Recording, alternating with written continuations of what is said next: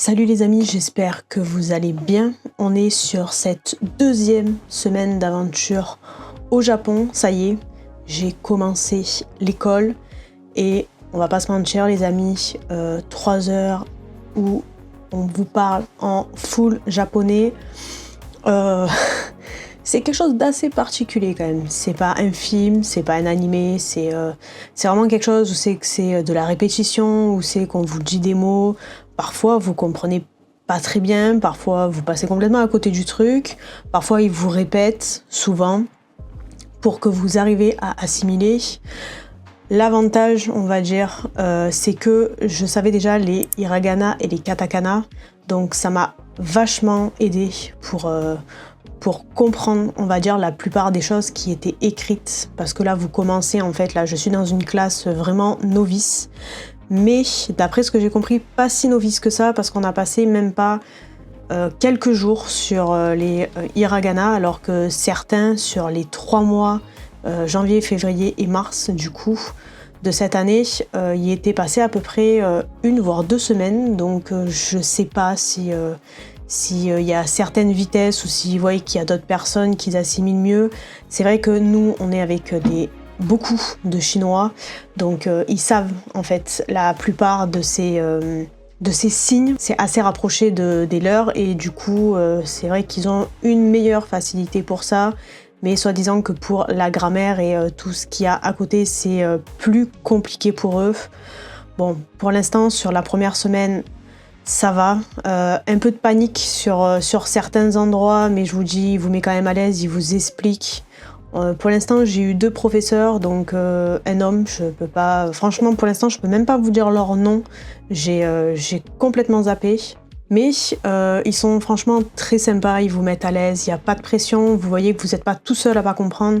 Et ça, c'est vachement cool parce que je vous dis, il n'y a pas de pression, vous êtes là pour apprendre. Et on voit que, voilà, il n'y a pas besoin d'être speed tout le temps. Certains exercices, on les fait avec d'autres étudiants pour justement pas qu'on soit avec que des Français. Sachant qu'on est quand même que 3-1 Français dans la classe. Mais pour éviter en fait qu'on soit avec eux, ils essayent de nous mettre avec d'autres personnes pour justement mieux essayer de se lancer et de parler japonais. Perso, de mon point de vue là tout de suite maintenant, quand je vais dans des restaurants, je parle pas du tout un mot japonais. Et en fait, j'utilise Google Traduction et ce que je fais, en fait, je traduis et au lieu de leur montrer bêtement le téléphone, j'essaie quand même de dire, parce que vous l'avez du coup en romanji en dessous, donc en fait avec essayer de faire la bonne prononciation et du coup vous expliquez ce que vous voulez, ce que vous cherchez et franchement ils sont contents. Alors ils ont, c'est vrai, ce truc encore de vous répondre en anglais et c'est vrai qu'en fait ils savent pas en fait de quelle origine vous êtes, donc pour eux c'est un peu comme nous de se lancer à parler japonais. Pour eux ils ont envie de se lancer, de parler anglais parce que c'est quelque chose, voilà, putain c'est un étranger, je vais enfin pouvoir parler en anglais. Et nous on est au Japon donc on se dit cool, putain on va enfin pouvoir parler en japonais. Bon voilà, c'est la petite parenthèse, sinon à part ça c'est très sympa. Comme je vous ai dit, j'ai cours du coup l'après-midi, donc c'est vrai que le matin c'est un peu stretch de faire quelque chose. Pour l'instant, je prends encore mes marques. C'est pas facile, c'est voilà, mais ça commence à venir petit à petit. Je commence à me faire des amis, on va dire, rencontres, tout du moins français, où c'est qu'on essaye de sortir, où c'est qu'ils vous expliquent un peu ce qu'il faut voir, ce qu'il faut faire. Et voilà, ça va venir petit à petit, hein. C'est comme vous vous doutez, c'est déjà un autre pays, donc en plus quand vous arrivez tout seul, c'est une grande aventure, mais ça va le faire. Pour cette vidéo, je vais vous présenter le flat market que j'ai été faire du coup ce week-end et un book-off à Ueno, au parc de Ueno, un peu plus loin, donc du coup vous avez un book-off plus, où c'est que du coup il est sur 3 étages et franchement ça a été sympa. Je vous laisse sur les vidéos. Allez, c'est parti. Voilà à peu près où se situe le Tokyo City Flea Market. Il est pas très loin de l'aéroport de Haneda. C'est ouvert de 9h à 14h le samedi et dimanche, les amis. Voilà, donc c'est un énorme emplacement. On sait que vous en avez au-dessus d'un parking et en dessous et tout au long d'une place. Voilà, ce qui me faisait kiffer pour le Japon, c'était tout ce qu'ils avaient d'appareils photo, d'électronique à l'ancienne. Et franchement, j'ai pas été déçue, mais les prix, et surtout on ne sait pas si ça fonctionne ou pas, c'est un peu dommage. Franchement, les boombox, j'ai adoré. Le rouge, franchement, me faisait de l'œil. Oula, il a failli se ramasser, mais 6000, c'est très peu pour moi.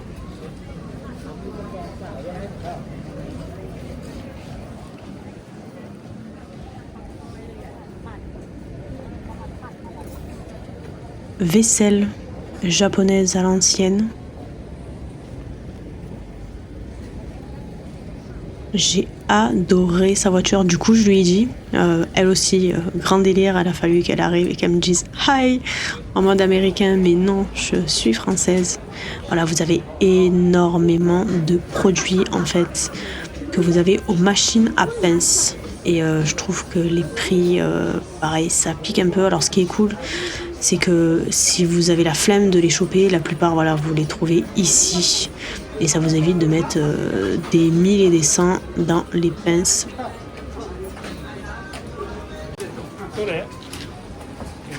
Énormément de cartes Pokémon, les amis. Là, vous voyez, vous avez des jeux vidéo, mais vous n'avez pas les prix. Il a pas trop... Voilà, je voyais qu'il me faisait une tête bizarre quand je filmais, donc du coup, j'ai arrêté. Là, vous voyez...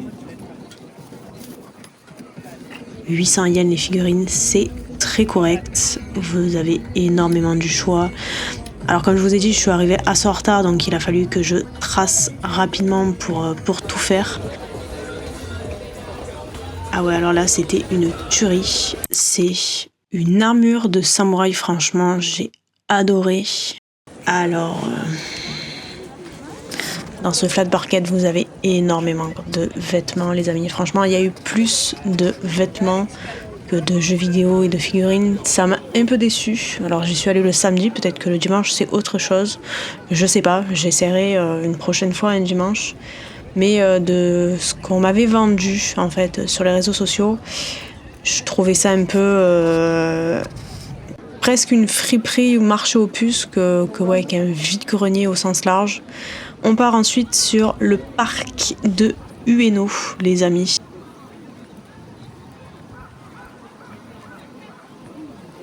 Je suis descendue, il y a une allée pour manger. Où c'est que des marchés, c'est un petit marché ambulant en fait, de fast-food. Perso, j'ai rien pris, parce que ça me donnait tout simplement pas envie.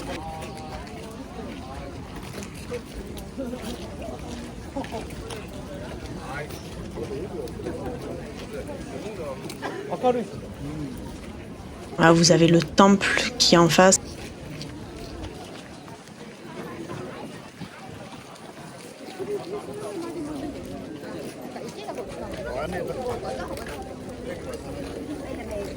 Ce côté assez Japon, assez chill, là, c'était, il y avait trop de monde, il y avait trop de langues, c'était...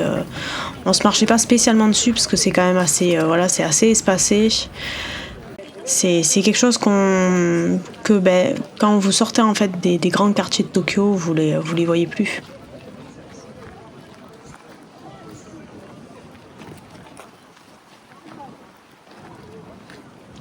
Voilà, regardez comme ils sont beaux ces sakura qui sont toujours blancs. Voilà, si vous venez avec votre moitié, vous pouvez faire de la barque. Ça a l'air assez sympa, surtout avec les cerisiers autour. Alors perso, il faisait pas très chaud quand même pour faire ça. Mais c'est un moment très sympa entre amoureux.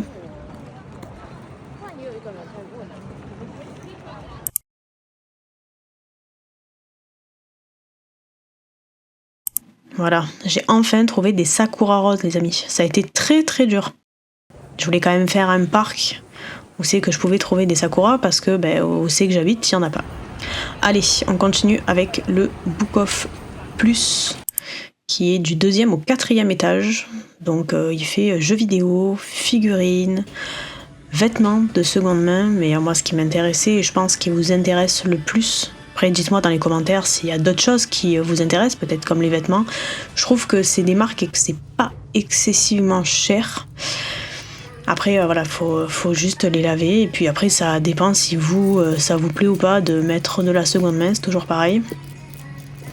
Un peu déçu de ce book off parce que un peu comme le Flat Market, c'est assez touristique, donc les prix sont aussi en conséquence.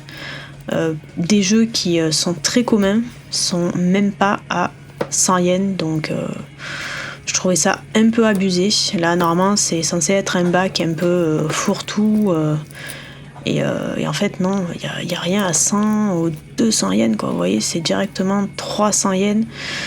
C'est que 1€ et quelques, hein, mais je trouve que voilà, c'est le seul jeu qui était à 100 yens. Celui-là, je crois qu'il manque la notice.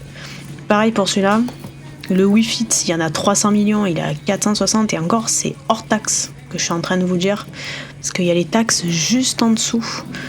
Donc là, pour ce bac, franchement, c'est un non. Il n'y avait rien de foufou en plus. Ah, les Taito, il y en a 36 000. Les Wii Fit, non mais ça, il y en a à l'appel ça.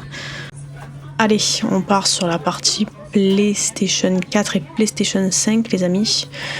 Il y avait pas mal de jeux, mais c'est pas vraiment ce qui m'intéresse, moi c'est plus quand même le rétro gaming. Regardez ce petit Catherine à 720 yens.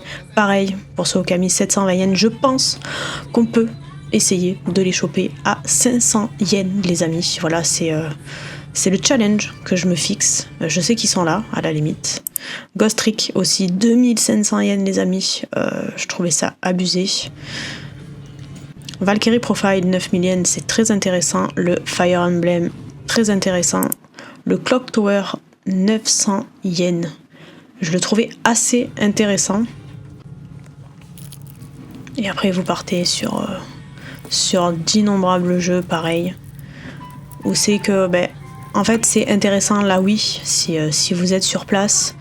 Mais en fait, si vous regardez vite fait sur eBay et que, par exemple, vous prenez certains jeux, vous les avez à 10€ et en fait, si vous les achetez directement en France, vous les avez à 15€. Donc ça veut dire que vous payez la livraison. Je trouve que c'est pas non plus des prix wow. C'est ce que je vous explique là. On va dire c'est intéressant parce que je suis sur place. Mais en fait, des fois, faut pas se faire chier et le prendre directement en France si l'item est intéressant. Après, c'est toujours pareil, il faut savoir les prix qu'il y a ici. Mais là, franchement, dans ce book-off, c'était assez abusé. 4100 yens, 4500 yens, 9000. Celui-là pour ce Tales of, ça va. Le Valkyrie Profile, pareil, 9000. Mais perso, je trouve que c'est des jeux qu'on peut avoir à 500 yens, les amis. Le Shadow Hearts, ah là là. Il y a beaucoup de jeux, franchement, qui me donnaient envie, mais que je pense je peux trouver beaucoup moins cher dans d'autres book-off. Là, c'est le deuxième book-off que j'ai fait. Pour une question de vidéo, l'autre sera beaucoup plus long et sera beaucoup plus intéressant, mais je voulais vous montrer celui-là principalement. Et que vous voyez en fait le petit aperçu des jeux qu'il y a. Et franchement, vous voyez, il y en a vraiment pas mal et vous pouvez facilement remplir aisément une valise vide, les amis. Si vous êtes pas trop loin en fait de Tokyo et que vous y restez un certain temps. Après, c'est sûr que c'est mieux de chiner, j'ai envie de dire, dans certains book-off. Mais c'est quand même des prix assez intéressants si vous êtes sur place. Mais on peut toujours trouver mieux. Voilà. Le petit Final Fantasy X-2, les amis. Petite vitrine assez sympathique. Donc des jeux. 10 000 yens la 3DS. 61€. Mais je sais pas, il y avait un truc écrit en rouge dessus. Donc je suis pas sûre que ça soit une si bonne affaire que ça. Vous aviez aussi des PSP à 18 110€. Les PS Vita, franchement les PS Vita me faisaient de l'œil. La PS4 Pro, limited edition Death Stranding, les amis, à 20 000 yens, qui vous fait du 122 € pour une PS4 Pro. Je trouve ça franchement intéressant. Alors, mes achats au Flat Market, les amis, ça va être très simple. Ils sont au nombre de 1, 2, 3 et 4. C'est vraiment très rapide. Comme vous avez vu, niveau jeux vidéo, je pense que ça marche beaucoup à la tête. C'est extrêmement pour les touristes. Je pense que c'est un peu comme un marché aux puces, plus qu'un vide-grenier. Donc ça veut dire que c'est des personnes, je pense, qui sont souvent ici et qui profitent en fait, on va dire, un peu des étrangers. Pas dans le sens où c'est qu'il vous faut raquer plus, mais un petit peu quand même. Si vous parlez pas japonais, vous allez lâcher plus. Si vous parlez un peu japonais, que je pense que vous voyez que vous arrivez à tchatcher avec eux, vous pouvez essayer je pense, d'avoir un meilleur prix. Mais déjà, moi, quand je vois des jeux, c'est qu'il n'y a pas un prix de base. Ça me refroidit un peu et je sais que ça va être à la tête. Et voilà, il n'y a pas marqué pigeon sur mon front. On est dans le pays quand même où c'est que... Il y a énormément de jeux vidéo et s'il n'y a pas quelque chose qui me flash, qui me tape à l'œil et qu'il n'y a pas un prix genre 100 yens, 200 yens, 300 yens écrit, perso, je passe mon chemin. Alors, pour commencer, ce sweat de DC Shoes, j'ai adoré le style en fait, comme vous voyez, bandana, j'adore. Je crois que je l'ai payé 12 €. Je peux plus vous dire en yens, mais franchement, bouchée de pain. Enfin, ça m'a un peu refroidi dans le sens où c'est que c'était trop touristique et donc du coup je me suis dit je vais le payer plus cher. Voilà, donc du coup ça m'a pas trop plu plus que ça. Après, il faut savoir aussi que la plupart des vendeurs, ils sont pas trop fans en fait que vous filmez dans ce genre d'endroit. Il y a beaucoup d'endroits où c'est qu'il y avait du coup marqué carrément interdit de filmer ou de faire des vidéos. Moi à un moment donné j'étais en train de filmer et la personne elle m'a dit non. Donc j'ai pas insisté, j'ai dit bon ok ça va. J'ai regardé vite fait ce qu'ils vendaient. Ils vendaient principalement du junk, donc ça veut dire ou qui marche pas et qui a pas été essayé, mais ils faisaient style, mais je pense qu'ils savaient très bien que ça marchait pas.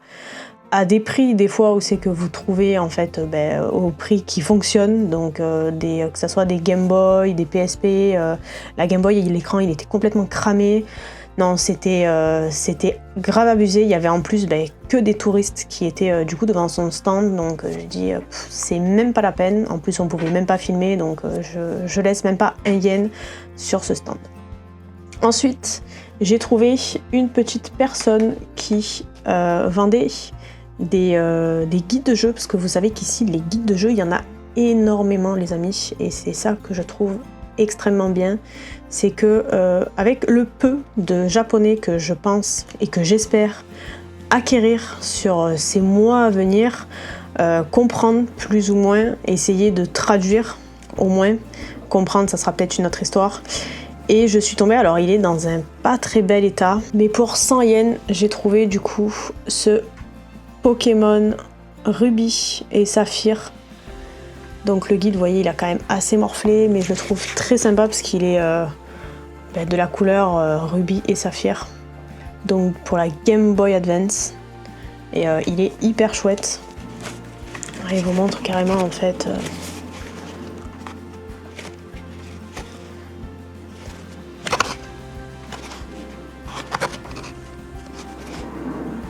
Et c'est pas un japonais trop compliqué, surtout qu'en plus vous avez au-dessus, voilà vous voyez là par exemple ici ce qu'on appelle les furigana, donc ça veut dire pour les enfants qui puissent lire, donc moi théoriquement je peux en fait comprendre, parce que je connais pas du coup ces kanji, et je peux comprendre on va dire phonétiquement ce qu'ils veulent dire.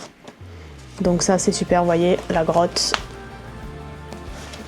C'était chouette, donc pour une 60aine de centimes.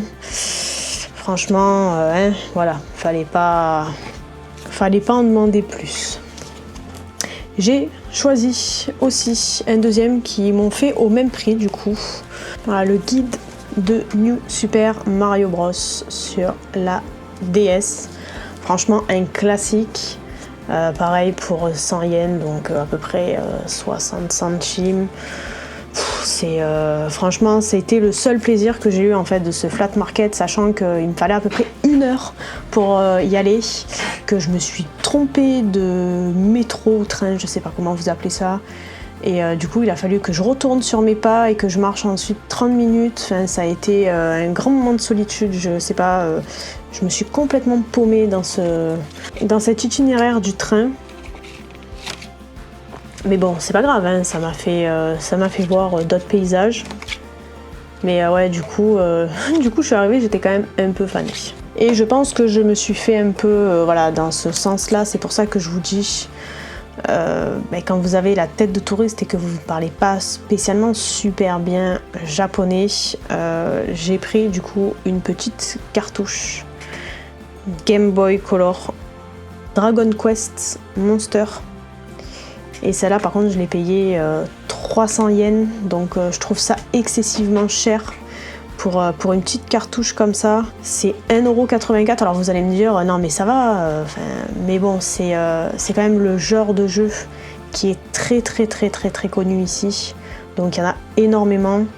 Et pour moi un jeu qui est dans ce registre là à plus de 100-200 yens, c'est non.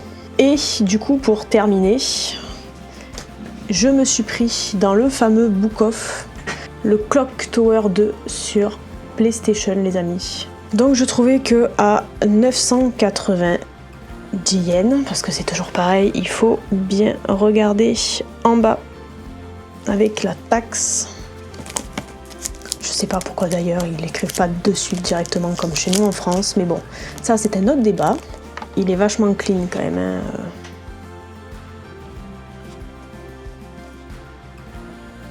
Avec la petite publicité à notre cheese. Et bien entendu, le jeu. Pouah, il est nickel. Je sais même pas s'il a été joué, ce jeu-là. Il a aucune rayure. Alors que les jeux PlayStation 1, les CD noirs comme ça, c'est catastrophique. Non, franchement. Donc voilà les amis pour mes achats de ce fameux Flat Market et ce Book Off. Je le trouvais quand même excessivement cher vu qu'il est à Ueno et que c'est quand même aussi un quartier assez touristique. Les prix, je trouve, se reflètent sur la population en fait qui vient, et du coup c'est beaucoup, je trouve, des prix pour touristes. Donc je pense que la plupart des jeux que je vous ai présentés peuvent être trouvés pour moins cher. Je dis pas beaucoup moins cher, mais pour moins cher dans les quartiers aux alentours, donc de la périphérie de Tokyo par exemple. Moi je pense c'est que je suis un peu plus haut, à 1 heure de train dans l'autre sens. Je pense que je peux faire des bonnes petites affaires, mais comme je vous dis, pour l'instant c'est compliqué à part d'y aller le week-end. Parce que le matin, à moins que je me lève très tôt, mais les magasins n'ouvrent pas avant 10h. Et en fait, il faudrait que je parte vers 11h pour revenir vers midi, voire midi et demi ici, pour ensuite aller à l'école. Donc pour l'instant, j'ai pas trop la motivation de faire l'aventure autant comme ça. Surtout qu'il faut vraiment pas être en retard, c'est mort. Et 13h, c'est 13h quoi, c'est vraiment comme si vous allez en cours les amis. Donc je me sens pas après de cavaler, de pas pouvoir manger le midi, parce qu'après c'est tellement intense, c'est 3 heures où c'est full japonais, et vraiment ouais, il faut quand même que vous ayez bien dormi, que vous soyez posé, que vous ayez quelque chose dans le ventre pour pas avoir faim, parce que c'est au moment en plus l'après-midi où c'est que vous avez souvent faim. Et peut-être ouais, à la limite 16h30 comme je fais, au lieu d'aller me chercher à manger, peut-être à la limite sortir et puis aller du coup, parce que les magasins ferment je crois 22-23h. Les Book Off je suis pas sûre. Mais à la limite ça sera peut-être un truc à faire, à voir, voilà, il faut pour l'instant que je prenne mes marques. Mais pour l'instant je suis contente de mes petits achats. Voilà les amis, dites-moi dans les commentaires qu'est-ce que vous en avez pensé. Est-ce que vous êtes déjà allé dans ce parc Ueno? Franchement je trouvais qu'il était sympa malgré le monde. J'aimerais du coup plus sortir la caméra, voilà, il faut que je me lance et que je fasse un peu plus la youtubeuse, parce que c'est des petits morceaux de vidéo. J'ose pas encore trop sortir la vidéo alors que je suis bête hein, mais bon c'est comme ça. Voilà, enfin bref les amis, j'espère que cette vidéo vous aura plu et je vous dis à bientôt pour une prochaine vidéo. Allez, salut!